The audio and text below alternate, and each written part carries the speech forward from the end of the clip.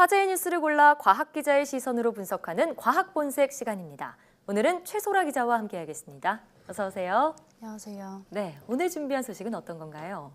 네, 디지털 성범죄 영상이라고 한번 들어보셨을 건데요. 네. 이 협박 영상물이나 당사자 동의 없이 촬영된 몰래카메라 영상이 여기에 해당합니다. 네. 오늘은 이 디지털 성범죄 영상의 유포를 막는 기술, 어떤 것들이 있는지 알아보는 시간을 준비했습니다. 네, 최근에도 큰 이슈가 있기도 했고요. 이 디지털 성범죄는 그 피해 당사자뿐만이 아니라 가족에게도 큰 고통을 안기는 범죄인데요. 최근 들어 추세가 점점 늘고 있다고 하는데 어느 정도인가요? 네, 그렇습니다. 이 방송통신심의위원회가 심의한 디지털 성범죄 건수가 지난 2014년에는 1,800여 건이었는데 매년 거의 2배 이상씩 늘어나고 있습니다. 네. 지난해에는 상반기에만 7천여 건에 달하는 것으로 나타나기도 했습니다. 이 피해자들의 고통은 헤아리기도 어려울 정도로 큰데요. 네. 지난해 시행된 설문조사를 보면요. 이런 디지털 성범죄 영상 피해자의 절반이 자살을 생각했다고 답했고요. 이 가운데 5명 중 1명은 실제 자살 시도를 했다고도 합니다. 실제 자살 시도까지요. 네, 이 디지털 성범죄 영상 사실 올라와도 계속 지워도 계속 올라오고 악순환이 된다는 게 가장 큰 문제인데 이게 사실 사회에 문제가 된 게 꽤 오래됐잖아요. 근데 네, 왜 맞습니다. 아직도 근절되지 않고 있는 건가요? 네, 음란물이 유통되는 대표적 경로인 이 웹하드 사이트를 살펴보면요. 네. 최근에 드러난 웹하드 카르텔이 디지털 성범죄 영상이 끊임없이 유포되는 원인으로 지목이 되고 있습니다. 웹하드 카르텔은 웹하드 사이트와 여기서 불법 영상을 걸러주는 필터링 업체, 그리고 불법 영상을 지워주는 디지털 장의사가 한 통속을 이루는 그건데요. 네. 이런 구조 때문에 웹하드 업체들이 필터링에 꼼수를 쓴 겁니다. 꼼수를요? 네. 필터에는 크게 약한 필터와 센 필터 두 종류로 있다고 볼 수 있는데요. 이 웹하드 업체들은 영화와 예능 같은 저작권이 있는 영상을 거를 때는 센 필터를 사용했고요. 불법 음란물 영상을 거를 때는 약한 필터를 적용한 겁니다. 아니, 영화 같은 그런 저작권 영상보다 불법 음란물에 더 약한 필터를 적용했다는 게 좀 의문인데요. 우선 말씀하신 약한 필터라는 게 뭔가요? 네, 이 약한 필터라는 게 해시 필터링이라는 기술인데요. 네. 이 필터는 사람으로 치면은 대충 얼굴만 보고 걸러내는 방식입니다. 영상의 길이나 또는 파일 용량 이런 것들을 정보를 수치화한 해시 값을 가지고서 이것과 일치하는 영상들만 걸러내는 건데요. 네. 영상의 화질을 살짝 바꾸거나 심지어는 MP4에서 AVI로 파일 확장자만 바꾸더라도 해시 값이 달라지거든요. 근데 이 때문에 분명히 필터에 의해서 걸러져서 올라오지 말아야 할 불법 영상인데도 웹하드에 버젓이 올릴 수 있는 겁니다. 네, 그러니까 약간의 꼼수로도 필터를 벗어날 수 있었다 이런 말씀이네요. 네, 그렇습니다. 네. 자, 그러면 저작권이 있는 영상들, 예를 들면 영화 같은 것들, 이런 것들에 적용됐다는 센 필터라는 건 어떤 건가요? 센 필터라는 거는 DNA 필터라고 불리는데요. 네. 이 필터는 사람으로 치면은 이 외형적인 모습이 아니라 절대 변하지 않는 지문을 검사하는 거랑 비슷합니다. 네. 먼저 동영상에서 1초나 10초 단위 등 일정한 간격으로 정지 화면들을 뽑아내고요. 거기서 색상의 비율 또는 질감, 주파수 같은 정보를 추출합니다. 이 정보는 영상이 변조되더라도 쉽게 변하지 않아서 마치 유전자 같다고 해서 DNA라고 부르는데요.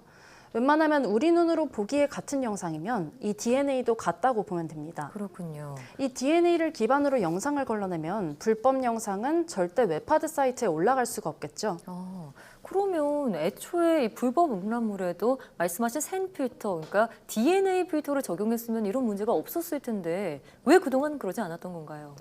네, 웹하드 업체들이 이런 불법 음란물로부터 얻는 수익이 막대했는데요. 수익 때문이군요. 예, 그렇습니다. 최근 구속된 양진호 회장만 하더라도 이 미디스크의 양진호 회장도 음란물의 불법 유통으로 벌어들인 수익이 71억 원에 달한다고 밝혀졌습니다. 네. 때문에 웹하드 업체들의 고의성이 의심되는 상황이고요. 한편으로는 감시기관 혹은 이 기술 개발자들의 아니라는 생각 탓이기도 했습니다. 네. 실제 현장에서 들어보니까 이 영화를 불법 유통할 때는 쉽게 잡히지 않으려고 파일을 많이 변조하는데 이 음란물은 많이 변조 안 하지 않냐. 약한 필터인 해시 필터만으로도 충분하지 않을까 이런 말도 들었습니다. 네. 하지만 요즘 나오는 불법 음란물들을 보면은 이 원본 영상에다 상단에 작은 자막을 입히는 등 변조돼서 올라오거든요. 네.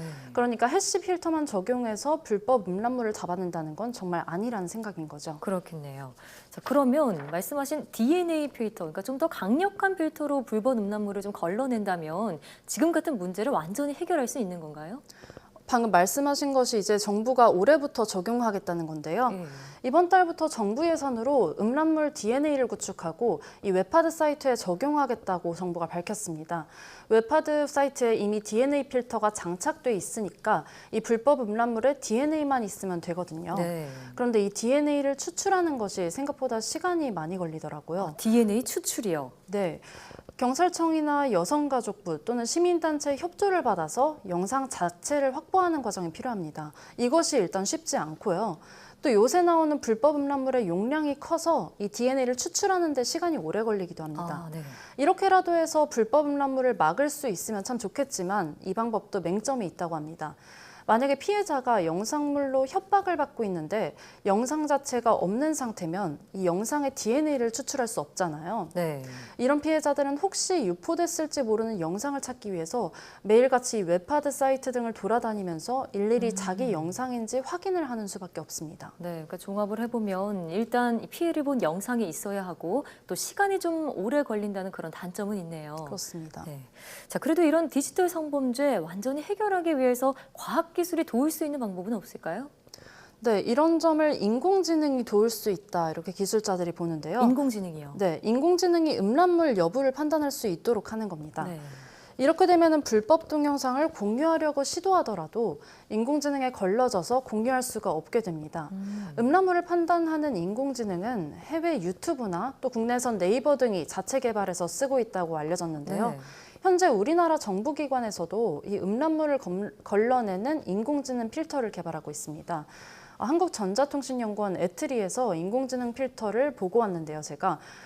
무해 영상을 유해로 판단하거나 이 유해 영상을 무해한 영상으로 오판하는 경우가 간혹가다 있기도 했지만 간혹가다요. 네, 정확도가 현재 96.7% 정도라고 하고요. 높은 편이네요. 네, 그렇습니다. 판도라 TV라는 동영상 스트리밍 사이트에 시범 적용도 해봤다고 합니다. 네, 연구진이 말하는 인공지능이 넘어야 할 허들이 좀 있는데요. 이 협박 영상물은 사실 수위가 별로 안 높다고 인공지능이 판단할 수 있어도 개인에게는 피해가 매우 큰 경우가 많습니다. 그렇습니다. 인공지능이 영상을 보고서 음란성이 약하다고 판단하더라도 이 개인에게는 치명적인 영상일 수 있다는 건데요.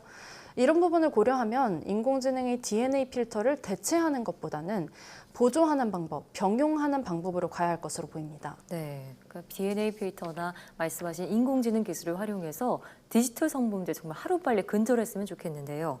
이 말씀하신 필터들 웹하드 사이트뿐만이 아니라 여러 동영상 스트리밍 사이트 등에도 적용이 가능한 건가요? 네, 그렇습니다. 인터넷 사이트의 경우 이 사이트의 UI를 분석하고 거기 올라와 있는 영상 정보를 이 DNA와 비교하면 됩니다. 네. 다만 이렇게 찾아내기는 어렵지 않지만 영상을 일일이 삭제 요청하는 데 시간이 걸린다는 게 문제인데요. 해외 사이트나 특히나 해외 서버를 둔 사이트는 삭제 협조를 더 안 해줘서 더욱더 긴 시간이 걸린다고 하고요. 인터넷 사이트뿐 아니라 알고 계신 토렌트 같은 파일 공유 사이트의 경우도 이 시드라는 정보를 분석해서 영상을 찾아낼 수가 있습니다. 심지어 올린 사람이나 받는 사람의 IP도 추적을 할 수 있고요. 실제 지난주 화요일에 제가 필터링 시스템을 직접 봤는데요. 네. 현재 상영 중인 디즈니 영화가 누가 다운받고 있는지 한번 살펴봤어요. 그랬더니 600명이 내려받고 있다고 나타났습니다. 600명. 이 업로더와 다운로더 위치가 단번에 보였고 또 여기서 통신사가 추적을 하면은 개인을 완벽하게 식별을 할 수도 있다고 합니다. 그러니까 불법 영상을 올리는 것, 내려받는 것 반드시 잡히니까 절대 하지 말아야겠습니다. 네, 정말 이 피해자들에게 치명적인 디지털 성범죄와의 전쟁. 이 과학기술이 가해자들에게 단죄를 내릴 수 있는 날을 기다려보겠습니다. 오늘 말씀 잘 들었습니다.